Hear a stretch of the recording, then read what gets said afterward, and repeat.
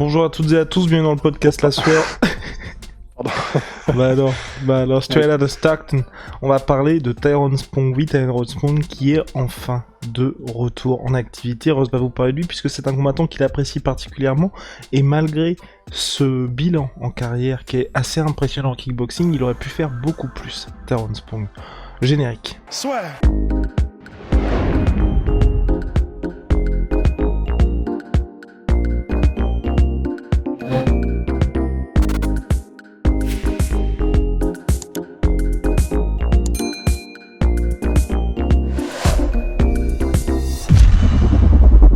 Alors Tyrone Spong, oui, il aurait peut-être pu aujourd'hui être en boxe anglaise, il aurait pu faire ce combat contre Tony Oka, faire ce combat contre Usyk, mais malheureusement il n'y a pas eu ces chocs. Il était autrefois une véritable terreur en kickboxing et désormais là il reprend sa carrière en MMA au Eagle FC. Et est-ce que Russ, finalement, pour Tyrone Spong, est-ce que le train est passé? Faut voir, mais il a 36 ans. Ça fait en MMA, du coup, je crois que son dernier combat, c'était en 2013. En kickboxing, c'était le fameux contre Gokhan Saki, donc en 2014, si je ne m'abuse. De boxe anglaise, du coup, il y avait ces chocs, effectivement, tu les as nommés, mais on est à chaque fois passé à côté. Et alors, pour Usyk, c'était à cause d'un test positif à la clomiphène, ou je ne sais plus comment s'appelle le produit.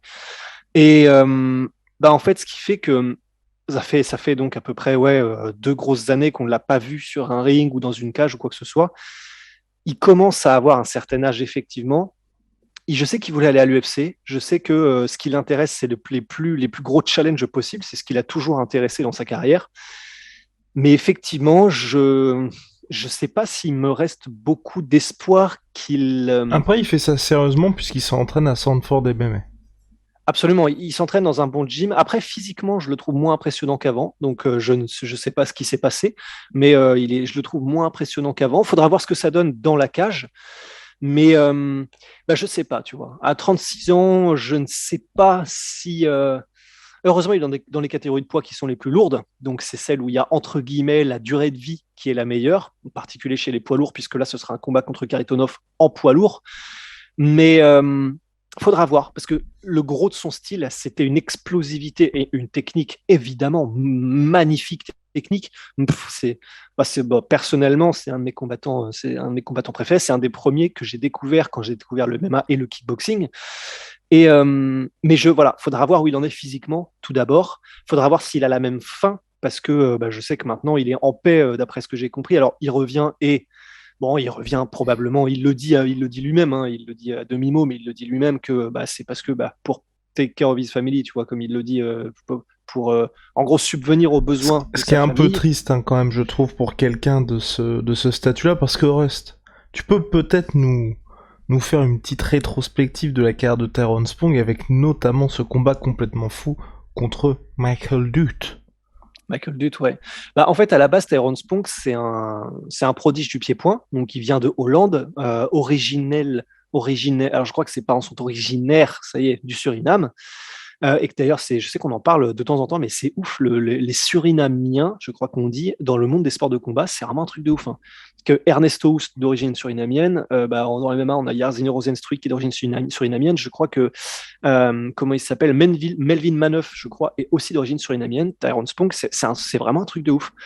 Et c'est un peu comme les Jamaïcains en sprint. Enfin, tu sais, il y a genre des enclaves. Tu te dis, mais putain, mais qu'est-ce qui se passe en fait là-bas?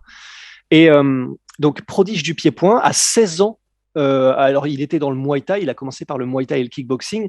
À 16 ans, il était sparring partner de Fedor, et il a été sparring partner de Fedor de 16 à 21 ans. Alors déjà, il le dit, hein, de toute façon, c'était tellement formateur, c'était tellement une époque incroyable de sa vie. À 21 ans, quand il est, entre guillemets, qu'il a volé de ses propres ailes, il était donc le sparring partner principal de Fedor, notamment pour le combat qu'il a eu contre Mirko Cro Cop, donc il l'a préparé pour Mirko. Et ensuite, énorme carrière en kickboxing. Alors, il a été champion du East Showtime, mais ce qui est vraiment un truc énorme, hein, en Hollande. Il n'a pas été champion du Glory, il a été champion d'un tournoi, je crois que c'était le Grand Slam, un truc comme ça. Et il aurait pu être champion du Glory, mais c'était lors de son tout dernier combat en light heavyweight contre Gokhan Saki lorsqu'il s'est cassé la jambe. Mais lorsqu'il était à son meilleur et à son top, c'était une machine de guerre, Tyrone Spong. C'est pas un poids lourd naturel, c'est vraiment un light heavyweight naturellement. Et il mettait KO, allez voir son KO contre Rémi Bonjaski, mais monstrueux de puissance, de technique. Enfin, vraiment, tu sais, ou contre Nathan Corbett. Donc là, c'était en light heavyweight. Nathan Corbett, pareil, hein, lui qui était un monstre absolu du Muay Thai dans cette catégorie-là. Et il l'a juste démantelé, quoi. Enfin, absolument terrifiant. Et il y a donc ce KO aussi contre Michael Dutt. On l'a passé sur la sueur en short. Vous pouvez le retrouver. C'est un des coups, mais tu sais, un overhand right, donc un des coups les plus puissants qu'il existe, à pleine vitesse, pleine puissance, pleine balle, en plein dans grosso modo dans la calebasse de Michael Dutt. Le bruit est terrifiant et en plus c'est en sortant lui-même d'un knockdown parce qu'il avait été chopé à froid par Michael Dutt qui est lui-même un très bon combattant. Donc en gros, ce qu'on a avec Tyrone Spong, c'est un gars qui a affronté des légendes parmi les légendes. Donc il a affronté d'ailleurs Jérôme Le Banner aussi, il a affronté Overeem, il me semble. Il a affronté tous ceux sur qui il a pu mettre la main. Il a peur de personne. Il met KO, je crois qu'il a genre sur ses 105 combats en kickboxing, je crois que c'est genre 73 KO, un truc comme ça, ratio incroyable. Il est ultra agressif dans sa manière de combattre, très technique, une mécanique de frappe somptueuse. Et du coup, sur ces dernières années en activité, il avait commencé à se mettre au MMA. Il s'entraînait avec Henry Hooft, il s'entraînait avec Rashad Evans, qui est un de ses meilleurs amis, au Black Zillion Star à l'époque. Et maintenant, voilà, il s'est entraîné un petit peu partout en Floride. Et maintenant, il a son propre gym et il s'entraîne donc à Sanford MMA, qui est là où s'entraîne, je pense, mon Robbie Lawler, là où s'entraîne, là où il y a donc Henry Hooft, qui est son Michael Chandler, Rust, Michael Chandler. Absolument. Et également donc, voilà, le champion du ONE FC, j'ai plus son nom, le champion du ONE FC. Exactement.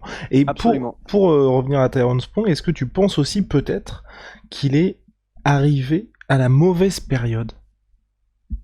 Ah, c'est possible. En fait, oui, c'est possible. Parce que disons, il était juste à la fin un petit peu comme entre guillemets Badr, enfin un petit peu, pourquoi je mets des guillemets de nulle part, un petit peu comme Badr Hari, mais Badr Hari, tu sais, ouais, voilà, Badr Hari, voilà, mais Badr Hari, en fait, il est considéré par beaucoup, dont Alistair Overeem, comme un génie du kickboxing. Donc, ses accomplissements parlent pour lui, son pourcentage de KO, etc. Mais effectivement, il est arrivé à une période un petit peu creuse, entre guillemets, dans le kickboxing poids lourd, parce qu'à part Rico Verhoeven, il n'y avait plus beaucoup d'excitation. On sortait vraiment de l'âge d'or, en fait, du kickboxing poids lourd.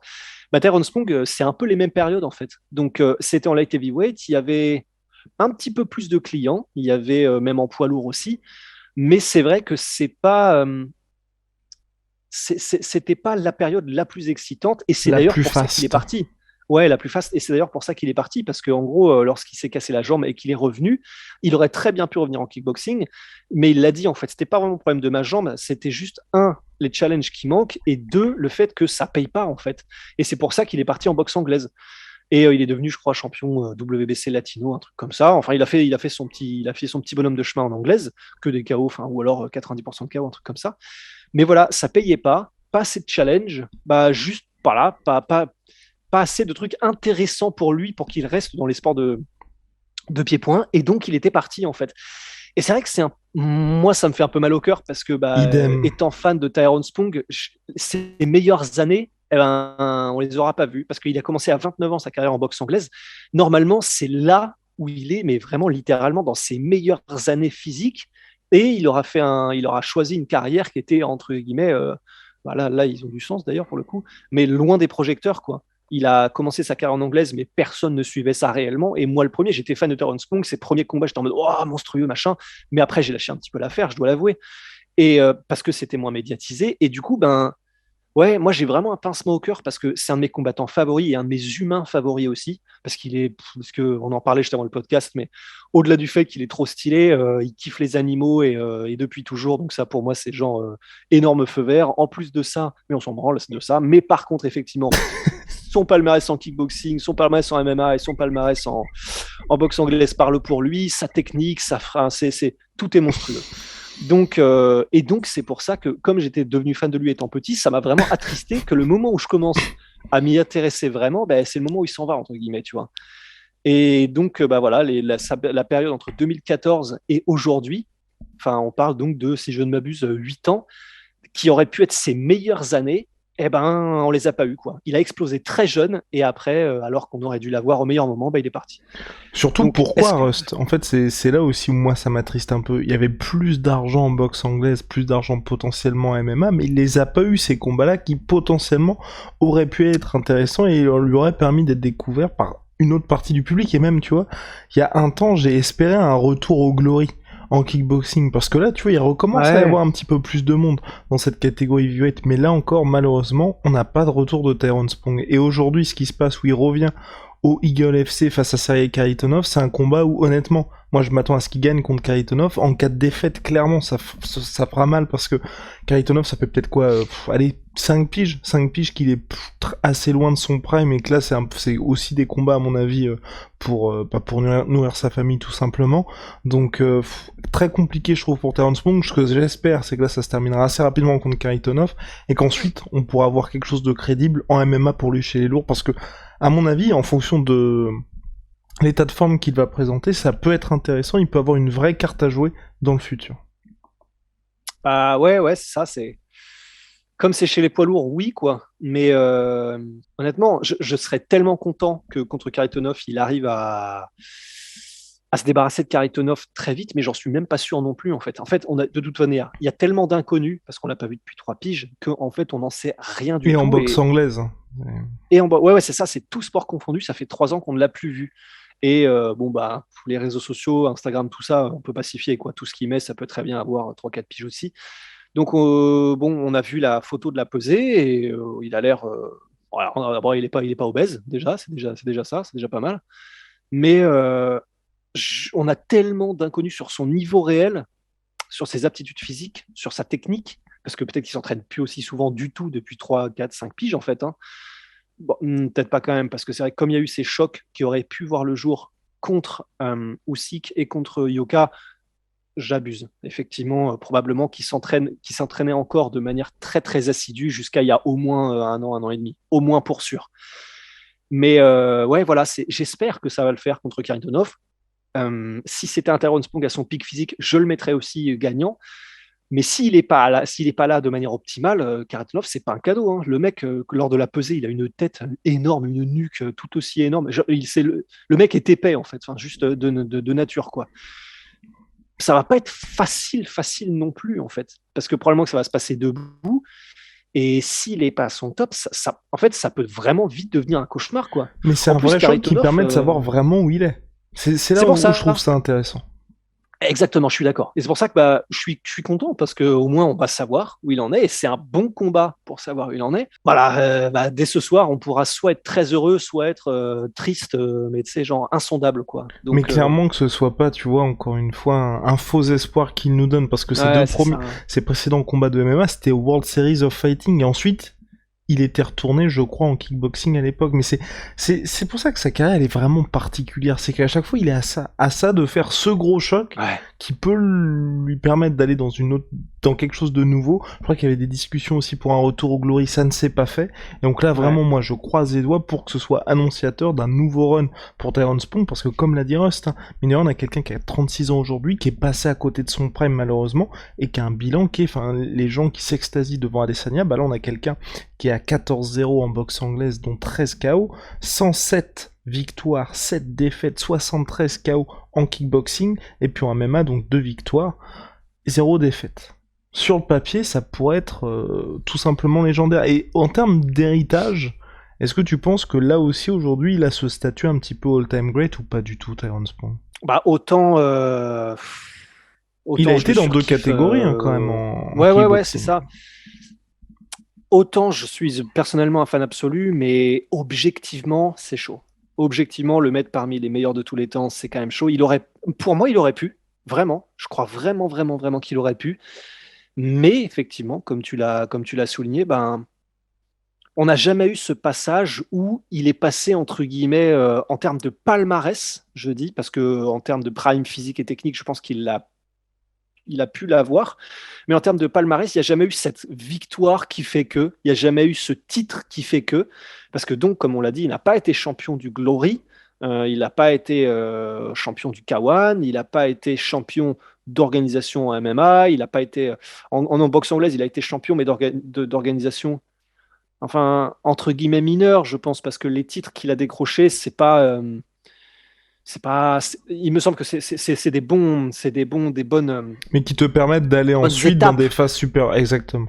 Ouais, voilà. Mais c'est pas en soi des titres qui font de toi non plus comment dire, une pierre angulaire en boxe anglaise. Mais donc en fait, non, je pense qu'on peut pas, malheureusement, je pense qu'on peut pas le placer parmi les meilleurs de tous les temps, quelle que soit la discipline qu'on prend, quoi. Et pour toi, est-ce qu'aujourd'hui, là, ce serait intéressant aussi? Moi, j'aimerais bien voir ça, mais est-ce qu'il le peut?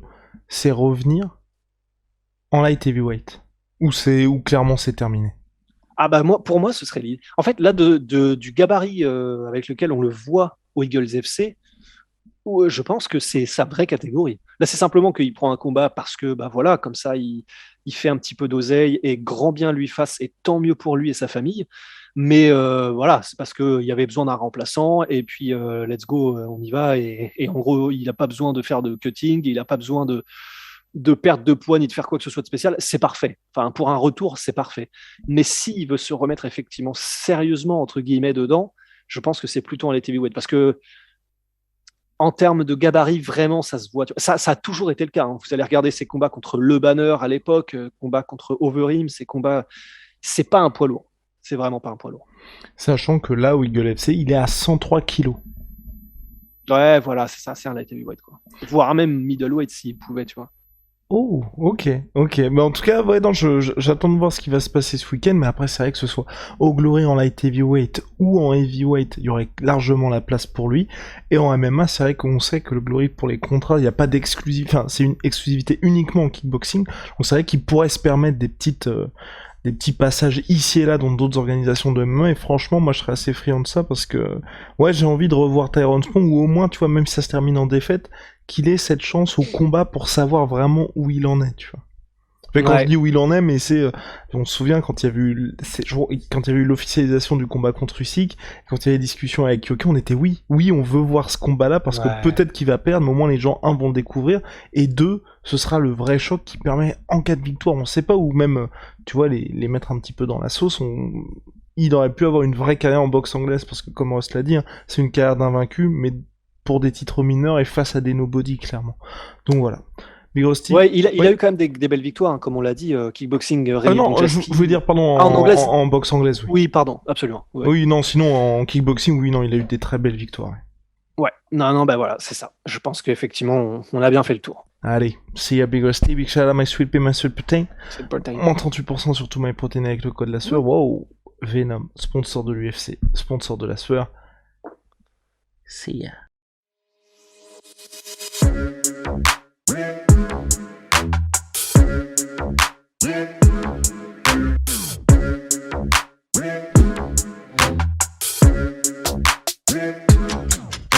I'm fucking coming for you!